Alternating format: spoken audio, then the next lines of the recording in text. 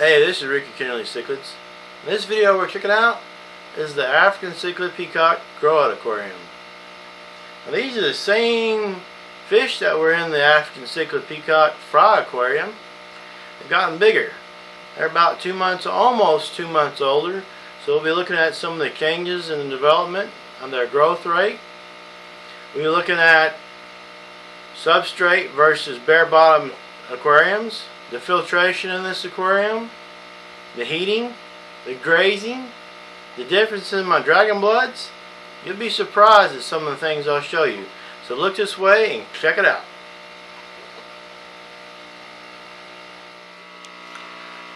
Okay, some of the first things you'll see in this aquarium is that you have some size difference between the babies, the fry.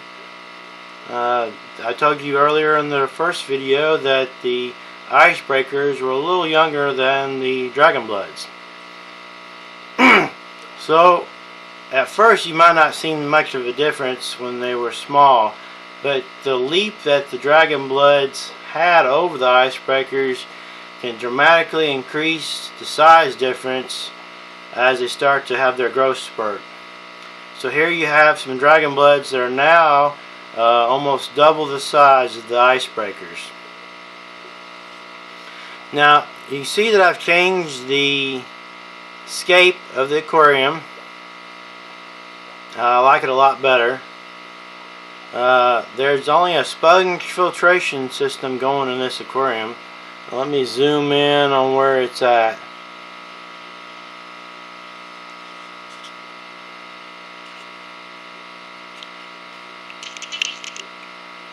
So you're saying, where's the sponge filter? Well, that's what I like about this. It's behind the rocks. You can't see it. All you see is the return tube. It's taking up less room than the hoses and the intake tubes and the outflows of the canister filter that was on this aquarium. So I no longer have the canister filter going on this aquarium. Things are doing really well. Fish are doing great. I like it much better. It's much easier for me to maintain this aquarium. So let's zoom back out a little bit. So if you look over here, you see that there's a lot more rocks kind of stacked up on each other. This gives some of the smaller fish, the smaller Peacock Cichlids, room to hide. If they're smaller and going to be picked on, they can go back there and hide, and they can actually stay back here and get enough food where they develop in size without ever having to meet the aggression of the larger fish. So let's take a look to the right. You can't see all the hiding spots, but I'll get some close-ups of that. But that allows them to grow at a good rate. Even though that they're smaller, the smaller fish has the opportunity to grow without being harassed. And what I've done with the Anubias, I've got it here in the center of the aquarium, and they've been doing good. They actually grow better with just the sponge filtration. I'm not sure what the reason is, but they do a lot better. It may have to do with the CO2, I'm not for sure. But they're doing good. I have those in the sand. You don't want to bury the rhizomes. And then I have one up there that's attached to the rock. Now there are some coloration that's going on with the Dragonbloods. You see in the center of the screen, the Dragonblood in the center of the screen, there's colors coming out on him. Look at that one right there in the center, down there by the Anubias. There's one I've mixed with OBs, the Dragonbloods, and he's got a black marking on him, so that it could be a female, but that one's a special one. I will not be selling it. The icebreakers take a lot longer to develop any sort of coloration, so when you're breeding peacocks, sometimes it's better to breed a more colorful peacock when they're that are colorful when they're young, so you can sell some of your smaller size peacocks sooner because they already have color. Color fish sell. Some of your customers out there may not want to buy a gray fish because they don't understand what it will look like in the future. So that's something you should consider when you're breeding peacocks or any other fish. Breed the ones that are colorful when they're small, and it'll make a difference between how many you sell and how quickly they want more. One thing you should note about the smaller peacocks, they're always grazing. They're looking for uneaten food or algae. You can see them on the bottom right now. They're all picking at things. They do this all day long. So when you're raising your fry, you might want to consider not having a bare bottom tank. If you keep it extra clean, they cannot graze continually throughout the day. It's also, if you have bare bottom tanks, if you have the light on where you can see your fish through most of the day, it's hard to keep the algae off of the bottom and the sides. The substrate takes care of some of that, and it's just more natural for your fish. Also, the substrate, there's bacteria, good beneficial bacteria in your substrate and plants, ornaments, where if you have your tank empty, you won't have that. So you can have a little bit more of a problem when you do water changes if you're not careful. You may have to do smaller water changes if you use aquarium for growing out your fish without any substrates or plants or ornaments. You got to remember, everything in the aquarium could have beneficial bacteria on it, and it does affect how the ammonia nitrogen cycle works. So you got to remember that. Now, I'm liking the fact that the sponge filter cannot be seen, but it does an amazing job.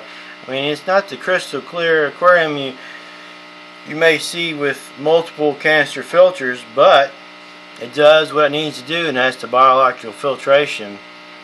They're much easier to clean, and the rocks around it, I won't have to move those very often to clean the sponge filter. Maybe once a month, maybe longer. I have gone longer on the sponge filter. If you have a good amount of air bubbles coming through the sponge filter, it doesn't get as clogged as quickly. See how they're around the rock and grazing on the algae and so forth. Let's get a little bit of close-up of that.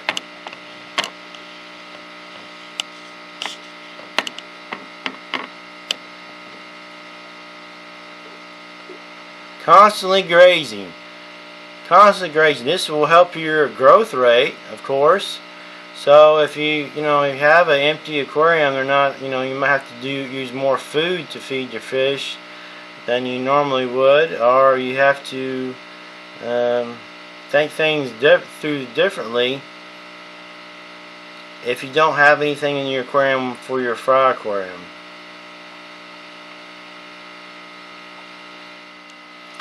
Notice in the back there's still 2 heaters in this aquarium.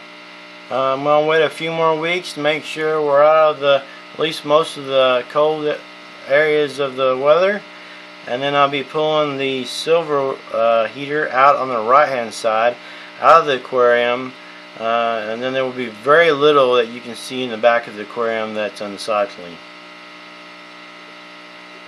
Also, the positioning of the light, I have it where it's mostly in the middle, so the back end of the aquarium is a little bit darker. Of course, the rocks are still lit up, but the back glass is a little bit darker, and I like that.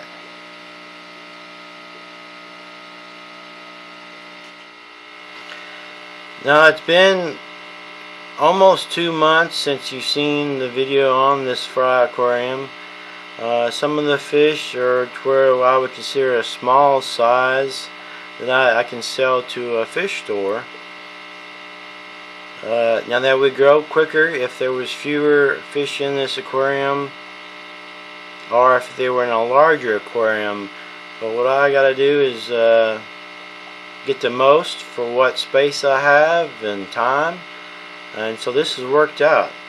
I've lost very few fry in this aquarium. I've maybe lost 2 or 3 that had to do with a defect from a birth defect, which happens in most broods. Now, one thing I want you to notice on the Dragonbloods, there's some that are a lot paler and some that are more orangish and yellow. This happens in most of the Dragonbloods that I have here. They actually, from a male and a female, I may have 5 or 6 different varieties of Dragonbloods that will come out. So it actually helps your sell rate. People like variety. And also, it's for your fish that you raise that you want to keep. You have different fish that look different to have in the aquarium instead of all the same looking. So what I'll be doing for this Growout aquarium is that I'll be taking some of the larger ones, and as long as I see that there's not anything unusual about them, I'll be selling the larger ones first and allowing the smaller ones to enjoy the dominance and grow faster. You take out the bigger ones first, and that allows your smaller ones to grow faster. So I'll be taking out, depending on the demand of who wants them, and then eventually, once all the fish are gone from this aquarium, the cycle will start again. Now, when the cycle starts again, there could be different fish in here. There could be Mabuna, there could be the yellow top Mabamba, there could be Solosi, there could be the bicolor labs. I haven't decided. It could be a few more months before all the peacocks are moved from this aquarium. But that's the good thing about aquariums. You can adjust them to your demand or how you like it. I sure do like this aquarium a lot better. Let's look at it again. The aquarium has come a long way. It's got to where I won't have to do as much maintenance on it. The fish are doing good. The plants are doing good. I'm liking everything about it. So I hope you've enjoyed this video, and look around the screen for other videos from Ricky Kennerly Cichlids.